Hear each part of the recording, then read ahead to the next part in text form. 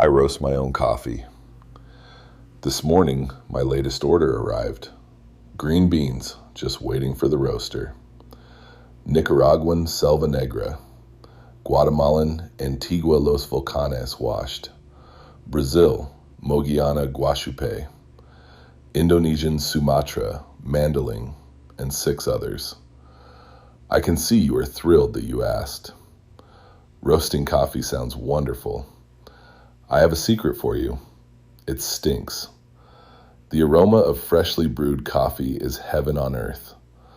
Coffee beans going into a dark roast after the second crack? Well, you only do that inside the house once. Everyone who hears I roast my own coffee asks the same question. What's your favorite? What do you roast?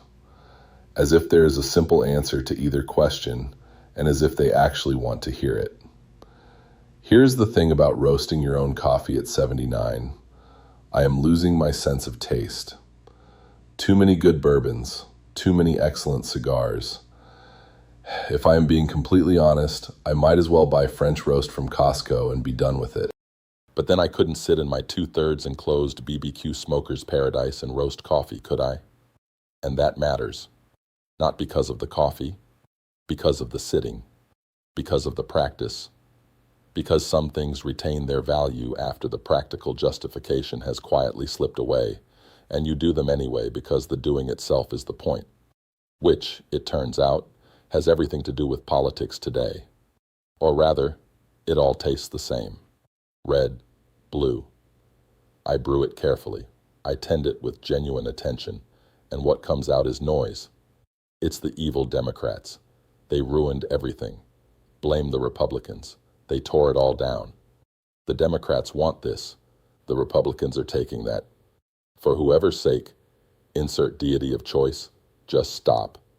We don't even know what a Republican or a Democrat is anymore. I asked that question at the beginning of this series, and I am no closer to an answer. I suspect you aren't either. Maybe that's the beginning of something. Because what we have is broken. The two-party system that limits our choices to 2 flavors of the same noise, backed by dark money from both directions that you mostly never hear about. Citizens United didn't just open the door, it took the door off the hinges. The Federalist Society on one side, the Tides Foundation and Priorities USA on the other, and the rest of us standing in the room where the door used to be, wondering why it's so cold. Here is a what if, offered with open hands, no God complex, no manifesto. What if we dropped the party labels altogether?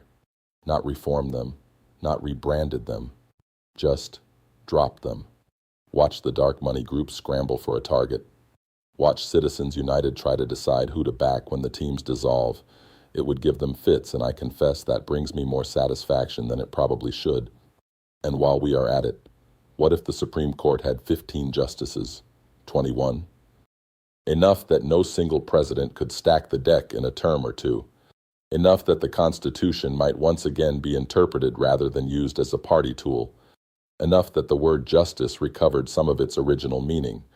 These are seeds. I know that. Nothing on the next ballot. Nothing in the next cycle.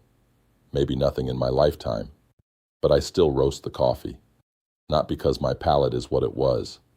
Not because I can reliably taste the difference between the Nicaraguan and the Sumatran on any given morning, but because I sit in my smoker's paradise and tend something carefully, and the practice itself is worth preserving even when the justification has gotten complicated.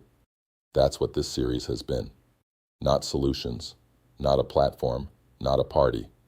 Just someone who has been paying attention since 1964, sitting with the question honestly, and refusing the checkboxes that don't fit.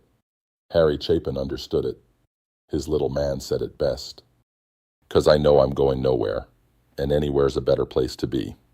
We may not know what we're building yet, but anywhere is a better place to be than where we are standing. That's enough to start.